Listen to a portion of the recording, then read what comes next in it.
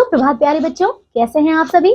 चलिए आइए शुरू करते हैं हमारी ये कक्षा। आज हम पढ़ने वाले हैं नया पाठ 16 जिसका नाम है क्रिया विशेषण यानी कि एडवर्ब। चलिए आइए शुरू करें हमारा ये नया पाठ। आइए देखिए बच्चों, पढ़िए और समझिए। यहाँ पर हमें कुछ चित्र दिए गए हैं और चित्र के नीचे कुछ लिखा है। बच्चों लिखा है, देखो पहली चित्र में, मेरी नींद एकाएक खुल गई। ठीक है, फिर क्या है, सौम्या अभी अभी आई है। फिर बच्चों क्या है, बच्चा जोर जोर से रो रहा है। ठीक है, तो बच्चों आपने ये जो ऊपर देखे हैं शब्द, एकाएक शब्द जो है खुल गई क्रिया है ना बच्चों, खुल गई जो क्रिया है उसका बता रहे हैं। और फिर अभी अभी यानी कि आई क्रिया तथा जोर जोर से रो रहा ये क्रिया इसमें, ठीक है, की विशेषता बता रहे हैं। यानी कि जो शब्द क्रिया की विशेषता बताते हैं उन्हें को हम क्रिया विशेषण कहते हैं। ठीक है, अब देखिए इसमें विशेष क्या है। क्रिया विशेषण क्रिया से पहले लगकर उसकी विशेषता बताते हैं। ठीक है, क्रिया विशेषण शब्द को अव्यय भी कहते हैं। इन पर लिंग, वचन तथा काल का प्रभाव नहीं पड़ता है। ठीक है बच्चों, ये एक जैसे ही रहते हैं। देखिए इसकी परिभाषा, वाक्य में क्रियापदों की विशेषता बताने वाले शब्दों को क्रिया विशेषण कहते हैं। ठीक है, अब आते हैं बच्चों क्रिया विशेषण के भेद यानी कि काइंड्स ऑफ एडवर्ब। बच्चों ये हमारे 4 प्रकार के होते हैं। पहला है इसका कालवाचक, फिर है स्थानवाचक, तीसरा है रीतिवाचक और बच्चों परिमाणवाचक। ठीक है, तो ये इसके 4 प्रकार है। आइए एक एक करके इन्हें विस्तार से पढ़ें। पहला हमें दिया है कालवाचक क्रिया विशेषण। देखिए जैसे कि बच्चों काल यानी कि क्या होता है, समय ना। तो बच्चों जिसमें हमें जिस शब्द जो है क्रिया के होने के काल संबंधी विशेषता बताते हैं उन्हें हम कालवाचक क्रिया विशेषण कहते हैं।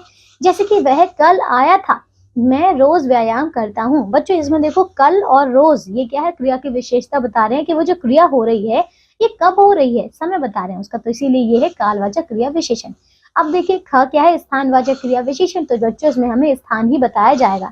ठीक है, तो देखिए जो शब्द हमें क्रिया के होने के स्थान संबंधी विशेषता बताए उसे हम कहते हैं स्थानवाचक क्रिया विशेषण। जैसे कि बच्चे अंदर खेल रहे हैं और नीरा बाहर खेल रही है। ठीक है बच्चों, इसमें अंदर और बाहर ये दोनों ही क्या है, क्रिया के स्थान के बारे में हमें बता रहे हैं, इसलिए ये है स्थानवाचक क्रिया विशेषण। अब ग आता है रीतिवाचक क्रिया विशेषण।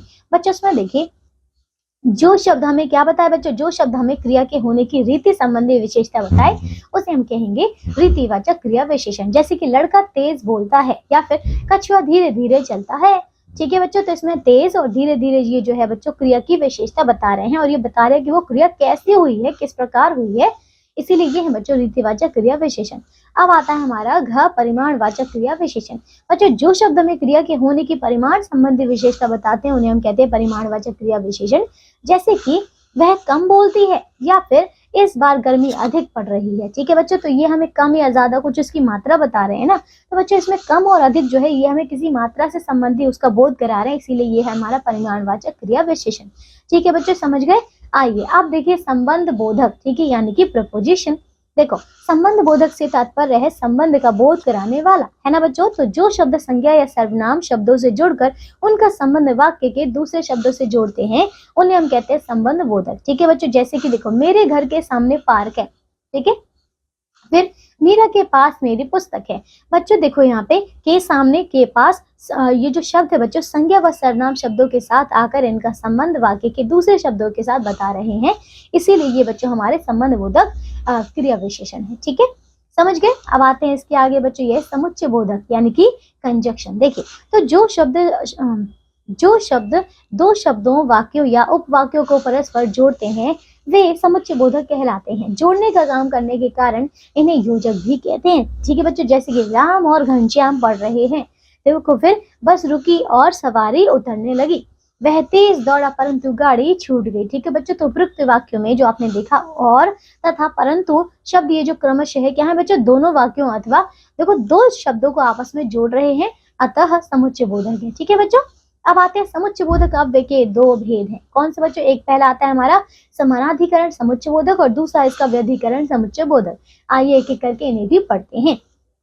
पहला में दिया बच्चों समानाधिकरण समुच्चय बोधक। देखिए जो अव्यय समान वाक्यांशों या पदों को परस्पर मिलाते हैं उन्हें समानाधिकरण समुच्चय बोधक अव्यय कहते हैं। काली और सुग्रीव भाई थे। ठीक है, इसी प्रकार देखो विदुर ने दुर्योधन को बहुत समझाया परंतु वह तो अहंकार में चूर था। ठीक है ना बच्चों, देखो उपयुक्त उदाहरणों में और तथा परंतु शब्द जो है बच्चों समान पदों तथा वाक्यांशों को आपस में जोड़ रहे हैं ना बच्चों, दोनों नामों को जोड़ रहे थे, हमने यही तो देखा, अतः ये बच्चों समानाधिकरण समुच्चय बोधक है। ठीक है, अब आते हैं हमारा खा, इसका वैधिकरण समुच्चय बोधक। तो ये वे अव्यय होते हैं बच्चों जो एक या अधिक आश्रित उपवाक्यों को मुख्य उपवाक्य से जोड़ते हैं। ठीक है बच्चों, मिलाते हैं। जैसे कि राम ने मुझे बताया कि वह कक्षा में प्रथम आया है। बच्चों आप देख रहे हैं इसमें की आया है। दूसरा क्या है, यदि उसने कठिन परिश्रम किया होता तो आज उत्तीर्ण होता, इसमें भी तो आया है। फिर क्या है, उपयुक्त वाक्यों में की तथा तो व्यधिकरण समुच्चय बोधक है। ठीक है, अब आते हैं आगे बच्चों। अब आता है हमारा विस्मयादिबोधक अव्यय यानी कि इंटरजेक्शन। देखिए, विस्मयादिबोधक शब्द विस्मयादिबोधक शब्द विस्मय जमा आदि शब्दों से मिलकर बना है, जिसका अर्थ है विस्मय आदि भावों का बोध कराने वाला। जैसे कि देखो इसके उदाहरण है बच्चों, आहा कितना सुंदर चित्र है। दूसरा है अच्छा, मैं तुम्हें साथ ले चलूंगी। ठीक है, तीसरा क्या है, हाय मैं लुट गया। ठीक है, तीनों में ही बच्चों देखो आहा, अच्छा और हाय, ये बच्चों क्या है, ये हृदय से अलग अलग भाव प्रकट कर रहे हैं, इसलिए ये विस्मयादिबोधक अव्यय है। ठीक है, देखो जिन शब्दों द्वारा हर्ष, क्रोध, घृणा, शोक, आश्चर्य आदि के भाव प्रकट हो उन्हें हम विस्मयादिबोधक अव्यय कहते हैं। बहुत आसान है। ठीक है, आइए आगे अन्य विस्मयादिबोधक शब्द बच्चों देखो, जैसे कि हर्ष सूचक यानी कि खुशी को बताने वाले, तो ये है आहा, वाह, शाबाश, धन्य धन्य आदि। ठीक है, फिर क्या है, शोक सूचक जैसे कि आह, हाय, ओह। ठीक है, फिर है स्वीकृति सूचक, तो ये है बच्चों हाँ हाँ, जी, अच्छा, ठीक है। ठीक है, इस प्रकार से। फिर क्या है, चेतावनी सूचक, ये है बच्चों होशियार या फिर खबरदार या फिर बच्चों सावधान, है ना। आश्चर्य सूचक देखिए, अरे, है, क्या, वाह। ठीक है, इस प्रकार से। फिर है घृणा सूचक, तो ये है छी छी या फिर धत। ठीक है, फिर है संबंध सूचक, तो ये है बच्चों अरे, ओ, सुनो। समझ गए। तो ये था बच्चों हमारा पाठ जो कि पूरा हो गया। हमने इसमें बहुत ही अच्छे तरीके से विस्तार से हमारे सारे के सारे क्रिया विशेषण पढ़ लिए। आइए अब हम एक बार जल्दी जल्दी दोहरा लेते हैं जो भी हमने इस पाठ से सीखा है। देखिए बच्चों क्या है, पहला, क्रिया की विशेषता बताने वाले शब्द को क्रिया विशेषण कहते हैं। दूसरा, क्रिया विशेषण के 4 भेद होते हैं बच्चों, कालवाचक, स्थानवाचक, परिमाणवाचक और बच्चों रीतिवाचक क्रिया विशेषण। फिर है बच्चों दो संज्ञा या सर्वनाम शब्दों में संबंध बताने वाले शब्द संबंध बोधक कहलाते हैं। कुछ शब्द संबंध बोधक तथा क्रिया विशेषण दोनों रूपों में प्रयोग किए जाते हैं। दो या दो से अधिक पदों या वाक्यांशों को जोड़ने वाले शब्द समुच्चय बोधक कहलाते हैं।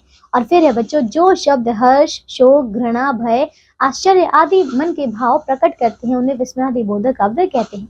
समझ गए बच्चों। तो ये था हमारा पाठ पूरा हो चुका है। आज के लिए सिर्फ इतना ही। अब हम मिलेंगे बच्चों अगली कक्षा में एक नए पाठ के साथ। तब तक के लिए आप इस पूरी पाठ को अच्छे से दोहराइए, इसके सारे उदाहरणों को एक एक करके अच्छे से पढ़िए। ठीक है, और अभ्यास के प्रश्नों को भी आपको स्वयं से पूरा करना होगा। ठीक है, ठीक है बच्चों, अपना ध्यान रखिएगा और स्वस्थ रहिएगा। बाय।